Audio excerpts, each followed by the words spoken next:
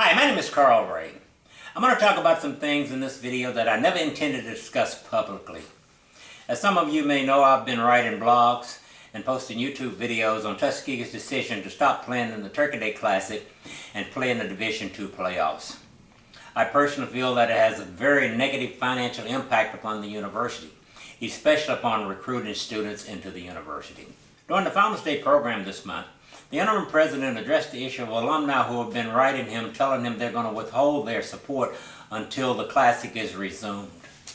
I received some calls and emails concerning my support of the university.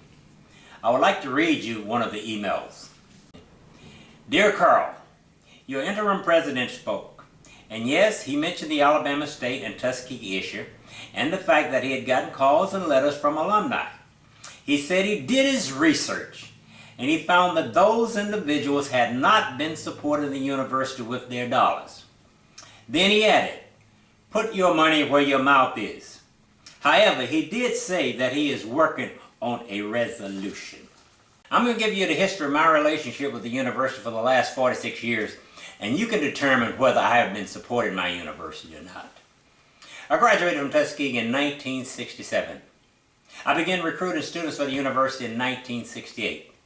I had two goals in mind. I wanted every student to experience the nurturing and the love that I received at Tuskegee. And number two, I wanted to pay Tuskegee back for what she had done for me. When I enrolled in Tuskegee, I was a kid with a lot of emotional problems. So I quit after 2 weeks. I returned the next year, I quit again. But there were 4 old people who took a special interest in me. Dr. Fuller in the math department, Miss Willie Mae McGregor over in basic studies, Mr. Roland Henry, the director of admissions, and Mr. Guy Trammell over in electrical. In fact, the last time I quit school, Mr. Trammell threatened me by saying if I didn't return to Tuskegee, he was going to send the security to get me.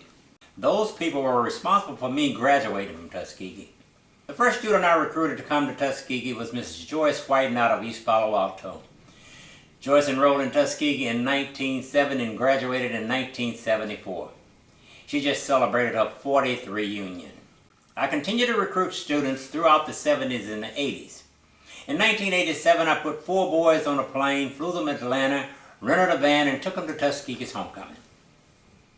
They came back, the word got out that Mr. Ray had given them a free trip. I received calls from several students.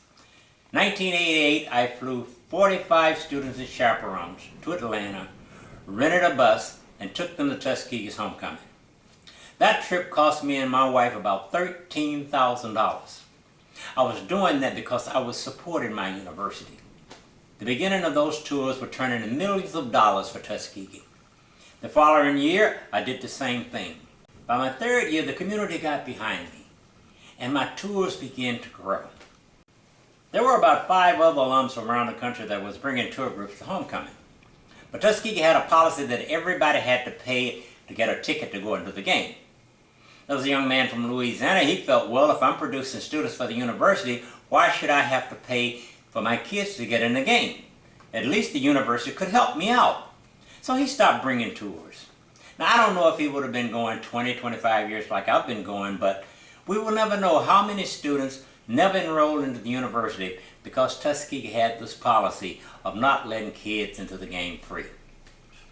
When Miss Harris, the librarian, heard about it, she and her husband would go out and buy tickets to give to me and my kids. After she left, somebody went to the football coach and appealed. And the coach said, well, meet us around on the other side of Logan Hall, and what I will do, I will let you and your group come in with the band. So we would do that every year, but it was like we were cheating, stealing, slipping into the game. So I approached housing about all the empty dormitories they had on campus and see if I could stay in the dormitory with my kids. And we would take out sleeping bags and stay in the dormitories. We were having a wonderful time. When the powers to be heard about it, they decided that they wanted to charge me $15 for staying in empty, unheated dormitory rooms. Once again, somebody from the university stepped in and said, no, you cannot charge him. He has too many kids enrolled in the school. In 1996, I had 117 students and 28 chaperones. We had a wonderful time. That Sunday before we left, one of the school officials came to me and apologized and said, Carl, I got chewed out for you being on campus, and we're told that we can't help you anymore. And I asked him, I said, does the university know how many students I have on campus? At that time, I had over 70 kids. I said, okay, you go back and you tell the university that. I said, but you will never have to worry about getting chewed out about Carl Ray being on this campus again, because I will never bring another tour group here. So I went away. Alabama A&M became my primary school in the fall for homecoming, and also their high school day in the spring. And being that I was taking 2 tours during the football season, my secondary school would either be Clark Atlanta University, Florida A&M, Alabama State University. I was welcomed with open arms at these universities. Never had to pay for a ticket to get into the game. Those universities understood it wasn't about losing the price of a football ticket to enter a game, but the possibility of recruiting a student that would become an alum of that university one day.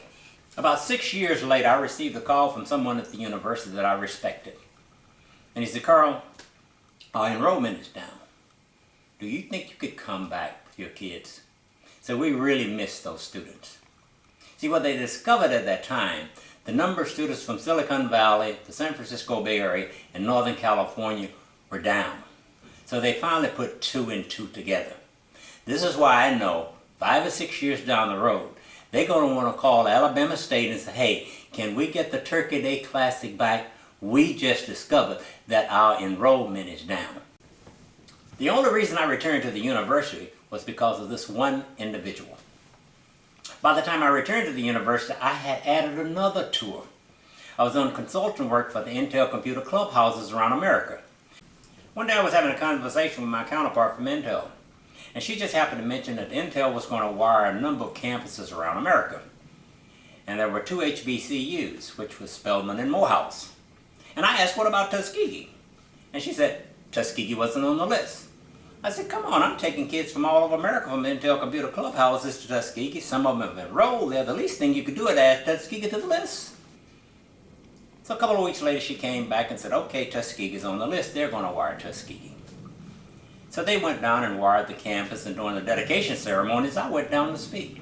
And 11 students received free laptops from the Intel Foundation. Now, I didn't raise my hands and look at me. I'm supporting my university. I was just doing what I do for the love of my school. About a year later, I received a call from Dr. Greg Murphy, the department head for the School of Electrical Engineering. And he said, Carl said, I need about 8 computers for my department. Do you think you could help me out? I said, sure, no problem. He called Gateway, gave the specifications that he needed. I got on the phone and called a few of my Tuskegee alums, and I said, hey, can you send me $1,000? I had a commitment within 48 hours, and I had the money within a week. When the computers are ready, I mailed a check to Gateway for over $13,000. They shipped the computers to Dr. Murphy. Once again, I didn't have to raise my hand and say, look at me, I'm supporting my university. So as my tours began to grow, not only that, my students who had graduated over the last 40 years, they began to recruit for the university also. I've taken over 5,000 kids on tours since 1987. One of my young ladies graduated and she moved to Nashville, Tennessee.